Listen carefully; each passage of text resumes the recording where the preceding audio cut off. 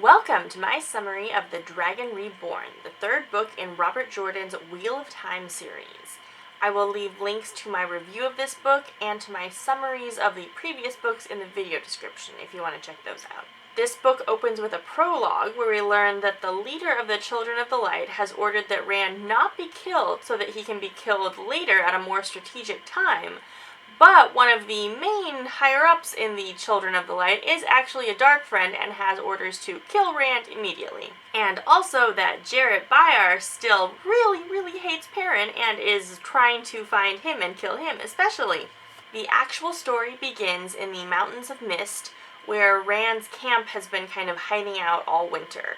People have been sort of rallying to the dragon out on the plains, but they're not very well organized and they keep being killed off by White Cloaks and various other people, and Rand is really upset that he can't go help them, but Moiraine has pointed out that there's not really anything productive he can do to help them until they can kind of get a better battle plan.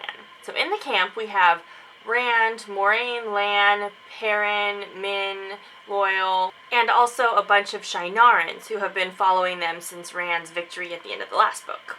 Perrin and some of the others are out on patrol when a tinker girl named Leia shows up with a message for Moiraine. Apparently this has been happening all winter long. Random women will just show up with messages for Moiraine. So they take her back to camp and she delivers her message, and Min has a vision that she says means that Leia will die, and Perrin really wants to prevent this from happening. Rand is sort of losing it and is having a really hard time controlling his powers and is spending most of his time brooding off by himself. He causes a minor earthquake that no one cares about because he's the Dragon Reborn, and all the Shienarans just sort of worship the ground he walks upon.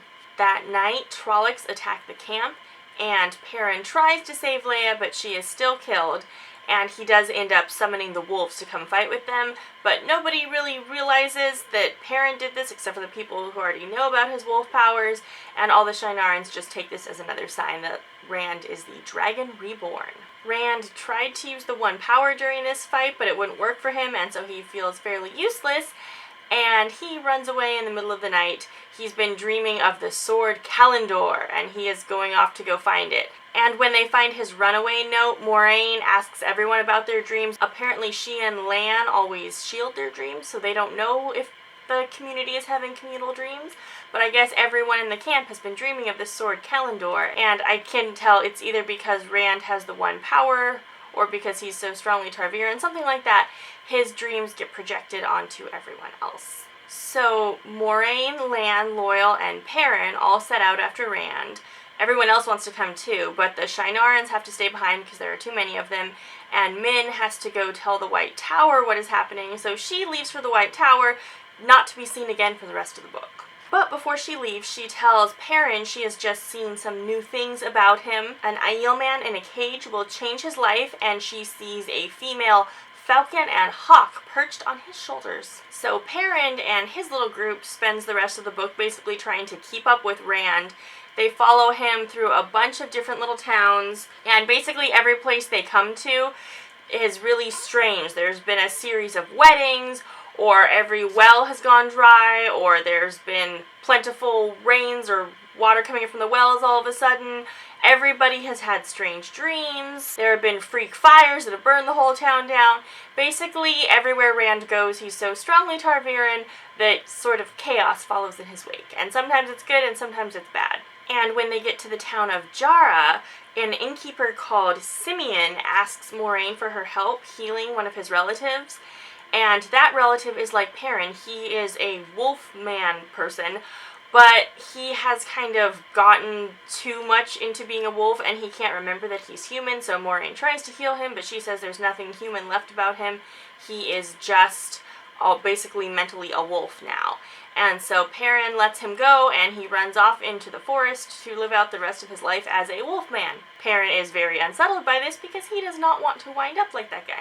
Meanwhile, Egwene, Nynaeve, Varen, and Elaine are dragging Mat back to Tar Valon so that he can be healed. From the last book, you know, he was doing okay, but the dagger has really taken over and he isn't even conscious anymore, so they're trying to get him back as fast as they can before he just dies or is completely lost. Once they're back in Tar Valon, Elaine, Nynaeve, and Egwene are all severely chastised because everyone thinks they ran away, and they don't want it put about that they were lured out by the Black Aja because everyone's still denying that the Black Aja exists. And so they're told they'll have to go scrub pots in the kitchens. It's an absolute disgrace. Even Nynaeve will, even though she's an accepted. Oh, and by the way, Egwene and Elaine are also being raised to accepted. But this isn't a reward. They're still being punished because they still have to scrub pots. So Swan Sanche, the Amerlin seat, sends Elaine away because she is the daughter of a queen and fairly important. And she tells Egwene and Nynaeve that Leandra has fled the tower with 13 other sisters, and they're all Black Aja, and she needs the two girls to hunt them down because no one will ever expect them to be looking. They're being punished, they're scrubbing in the kitchen, they're the last people anyone would think of, and that it is their job to go hunt these people down. And she gives them each an official letter signed by her saying that they're doing her bidding, so that if they do get into a sticky situation, maybe that letter will get them out of it. They go back to their rooms and immediately tell Elaine what's happening because they're like a trio and she wants to participate too, even if she is the queen's daughter. And they are targeted by an assassin who turns out to be a gray man who is some type of dark friend, evil, on the evil person spectrum. And it's somebody whose evil taint is very subtle and they don't notice it. They fly under the radar. They're very unnoticeable looking. And he tries to kill them, but he ends up dead with his own dagger in his heart, which seems to be a pattern for a lot of gray men. And the girls are very flustered, but still decide to start their hunt for the Black Aja. So even though they're being punished, they are still invited to come watch Mat's healing, and they manage to heal him and separate him from the dagger, and he's pretty much healed. The Amerlin says she doesn't know what being connected to the dagger that long will have done to him long term, but he's pretty much healed. Hopefully he won't be too affected by it in the future. And as he's waking up, he is visited by Selene, who is apparently back from the last book. So Mat is told that because he blew the Horn of Valir, he is very important, and he is not allowed to leave the city. So Tar Valon is like the name of both the tower area where the Aes Sedai live, but also the city surrounding them. So he is allowed to leave the tower and go to the city, but all of the guards and dockmasters and everybody have strict orders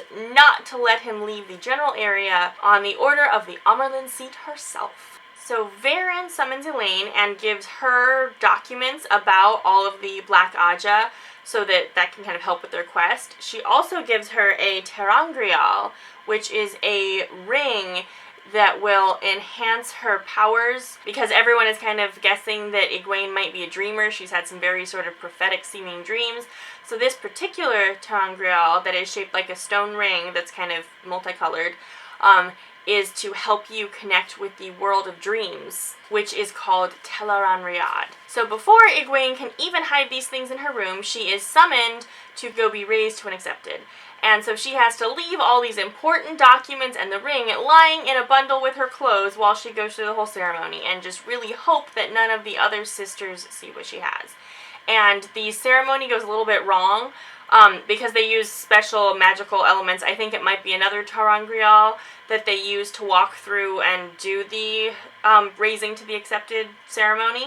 But nobody really knows anything about the ter'angreal. They're all from a time way gone by, and they use them now, but they have no idea what their original purpose was. And so the ceremony, something goes wrong, and Egwene barely makes it out alive. And at the very end of it, they say that the only other time something like this has happened was when a ter'angreal was in the room during the ceremony. So it's because she had a ring with her, probably. So the girls keep hunting for the Black Aja, and they find some very obvious clues hinting that they might have gone to Tyr. And they decide that it's obviously a trap, but they want to go anyway to spring the trap. So Mat has been just kind of wandering around. He ended up getting into a sparring match with Gawain and Galad because they were both training to be warders and they were sword fighting. But Mat is good with the quarterstaff, and I guess the warder trainer knows that quarterstaffs can usually beat swords. So he lets Mat fight both of them at once and beat them just to kind of teach them to be respectful of farmers with quarterstaffs. So the girls track down Mat and explain that they're going somewhere. They don't tell him that they're going to Tyr to spring the Black Aja's trap. They just say they're going somewhere,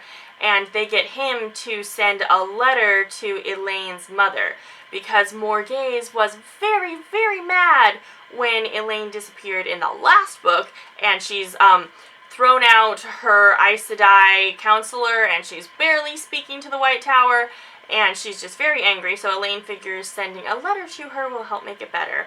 And Matt is very eager to get out of the city, and so the girls give him one of their letters that says, "I do what I do on the orders of the Aes Sedai," so that he can leave the city and deliver the letter for them. And Matt has always been a reckless and a gambler, but he realizes that he is incredibly lucky. He goes to play dice and ends up winning every single toss. He gets piles and piles of money and keeps having to leave and go different places so people won't get furious at him for always winning. He is hunted by a gray man too and ends up killing him, but he doesn't know it's a gray man. He thinks it's just a thief, and he's a little freaked out, so he runs into another pub where he meets Tom Marilyn, who is apparently in Tar Valon.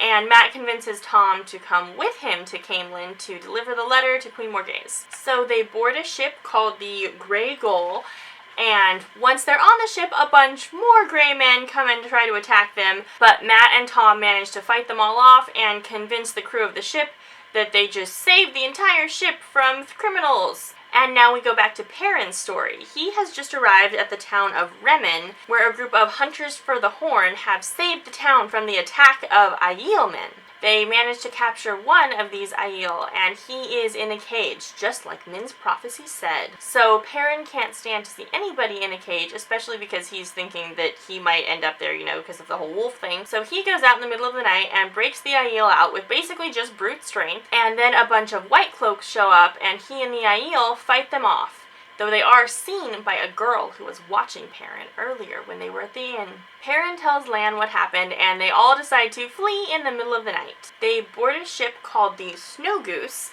and the ship is just pulling out when the girl who saw Perrin earlier jumps on board. She says her name is Zarine, but she prefers to be called Fael, which means falcon, and Perrin refuses to call her that because of Min's prophecy about a falcon perching on his shoulder.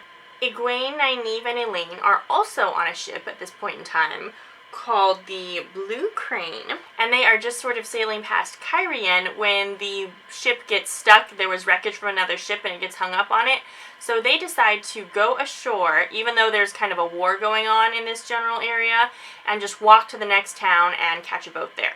They are surprised by Aiel women, who are maidens of the spear, and the girls are all dressed as Aes Sedai. They're wearing their serpent rings and pretending to be full Aes Sedai, just kind of for the protection it provides. And the maidens of the spear see this and ask if they can come heal their friend who's been injured. Nynaeve heals her, and they go on their way, but they've barely left when they're captured again by just random bandits who threw rocks at their heads before they could see them. The girls are locked in a room and learn that these bandits, who are not very smart, plan to sell them to Myrddraal. The Myrddraal show up, and the girls are just getting ready to attack when the Maidens of the Spear and a bunch of other Aiel show up and all fight the Myrddraal and try to save them.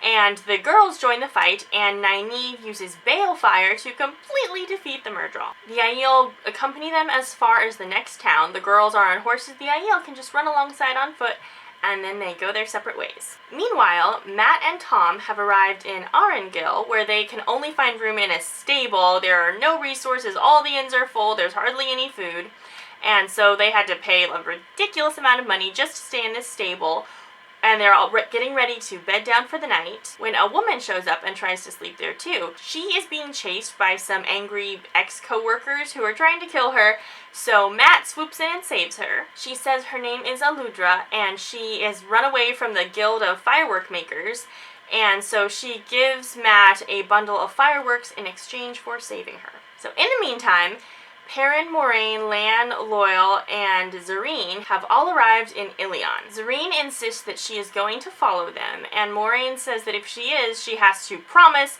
that she won't say a thing, and eventually, if she keeps following them and learning enough of their secrets, she won't be allowed to leave. And Zarine agrees to this and says that she will just keep sticking around because she is a hunter for the Horn of Valir, and she is convinced that they are going to lead her to it. They are eating in an inn when 6 gray men try to attack them, and they kill them all and run outside and find out that a dark hound has been prowling outside. Moiraine and Lan do a little bit of digging and find out that the city is ruled by one of the Forsaken named Samael. They decide that it's not worth fighting him, and so they flee into the night with a bunch of these dark hounds chasing them. Moiraine uses balefire to destroy the hounds and reveals that balefire is completely forbidden and no Aes Sedai is allowed to use it. So Mat and Tom are still on their way to Caemlyn. They are riding horses to get there now, and every night when they camp, Mat keeps playing with the fireworks, and everyone keeps telling him that he is going to blow himself up, but he doesn't care and he just keeps cutting them open and trying to figure out how they work.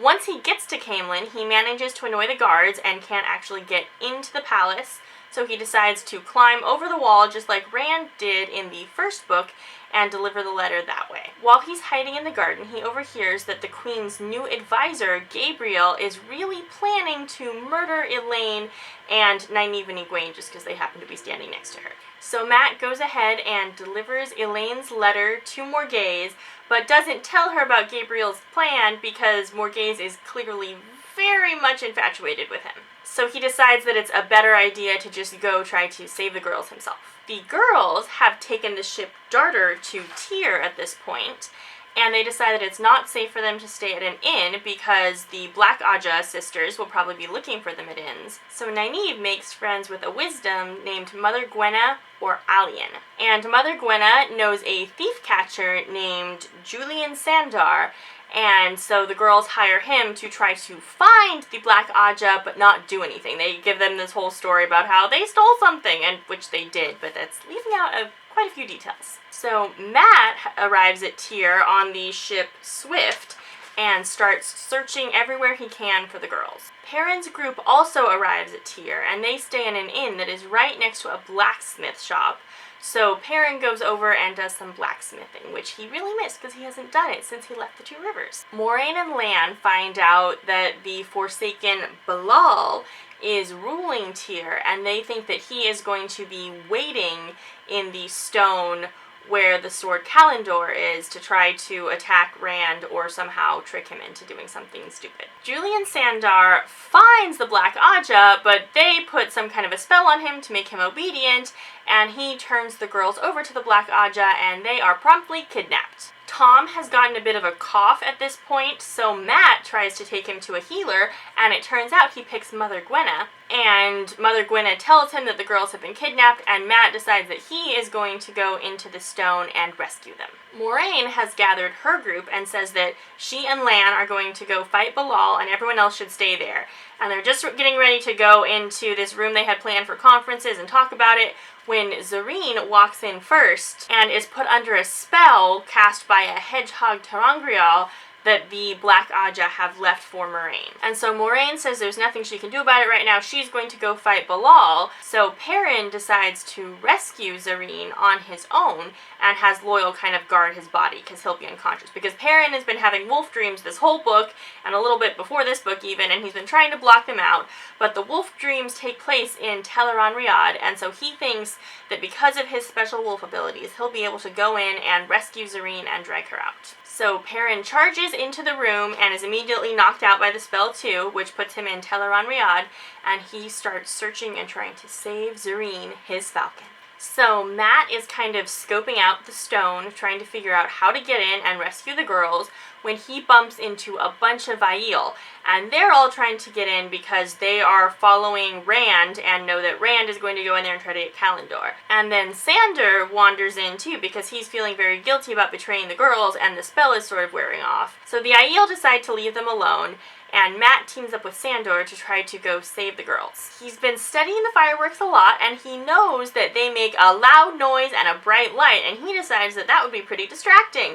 So he shoves his entire bundle of fireworks into an arrow slit and sets it off to kind of cause the distraction, and it causes an explosion and blows a giant hole in the side of the castle. So Mat decides as long as the hole's there, he might as well just go in and try to rescue the girls that way. So the girls are locked up inside the stone, and their magic has been shielded so they can't use it, but they haven't been searched. So Egwene still has her ter'angreal ring, and she decides to go into Teleron-Riyadh, and so she finds the Black Aja sister Amiko, who is the one sitting outside their cell kind of maintaining the shielding, and she manages to sort of imprison her and kind of shield her from the Source too, but it doesn't actually help the girls that much because they're shielded. Matt and Sandor fight off a bunch of different people defending the stone and find their way to the girls and let them out of their cell, and the girls punch Amiko in the face and knock her out, and that undoes the shielding so they have access to their magic again. Perrin has been spending a lot of time in Tel'aran'rhiod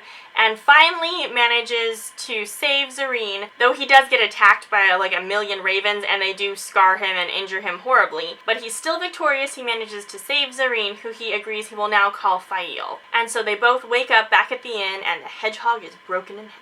So Rand has found his way to the heart of the stone where Kalendor is, and Bilal is there and starts kind of goading Rand and trying to get him to take Kalendor, but Rand knows that only the Dragon Reborn can take Kalendor, and he's not entirely certain that he is the Dragon Reborn, so he just kind of fights Bilal in the ways he's used to with his magic fire sword that he conjures. And at that point, Moraine crashes in and kills Bilal with balefire. When she does this, Ba'alzamon shows up, and Rand realizes that he is in great danger, so he grabs Kalendor and starts dueling Ba'alzamon. And they sort of fight in the real world, but also in Tel'aran'rhiod, and Rand finally manages to slay Ba'alzamon. So the day is saved. Everyone throughout the city of Tyr is celebrating and cheering for Rand and saying he's the Dragon Reborn and they are going to follow him. Rand, as per usual, is convinced that he has killed Ba'alzamon, the Dark One is defeated, everything will be fine, just like he's convinced at the end of every book. Matt thinks this is true too and says, "Yay, Shaitan is dead!" And everyone knows you don't say Shaitan's name because naming the Dark One gives him power, and he thinks it's fine because Ba'alzamon is dead. But Moraine shushes him and says that the body they found was definitely a human body. So the plus is that Rand actually did kill Ba'alzamon this time, which he thought he did in all the other books, but this time he's actually done it. The downside is, it turns out that Ba'alzamon is not actually Shaitan. Throughout these whole books, we've been kind of led to believe that Ba'alzamon, Shaitan, the Dark One are all synonyms, but apparently they are not. And Moraine thinks that Ba'alzamon is really the Forsaken Ishamael, and that maybe Shaitan was using him, or just Ishamael wanted to pretend to be the Dark One for a while. So Rand has slain one of the Forsaken, but apparently he still has not even met Shaitan, and all throughout these books, whenever we see Ba'alzamon in dreams, you know, he comes to most of the main characters in their dreams, that wasn't really the Dark One, that was just a scary Forsaken. And the book closes with a very regal woman wearing a hawk crown sweeping in, announcing that her name is Benelaine, and that she will be dining with Rand this evening. So I hope to see you for my next book summary, and if you want to see my review of this book where I actually go over my opinions, I will leave a link right here.